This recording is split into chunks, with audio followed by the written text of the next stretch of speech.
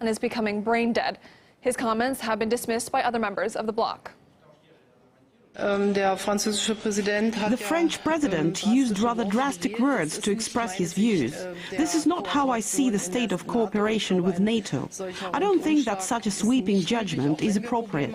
NATO is in our interest. It's our security alliance.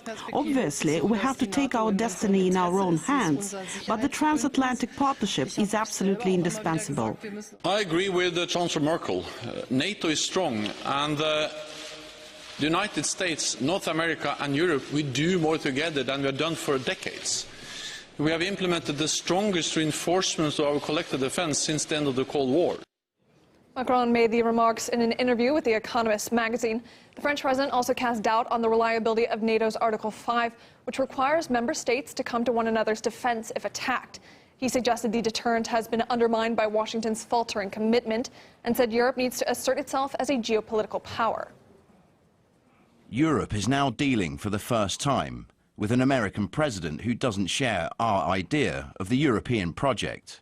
If we don't wake up, there's a considerable risk that in the long run we will disappear geopolitically, or at least that we will no longer be in control of our own destiny. I believe that very deeply.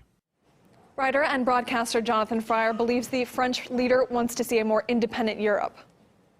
President Macron seemed to be concerned about, in particular, was both the disengagement of the United States under Donald Trump, who has made it clear that he would like Europe to look after itself militarily much more than is the case at the present. I think it was a little premature, in a sense, to certainly call NATO brain dead, but it does need to work out exactly what it's for these days.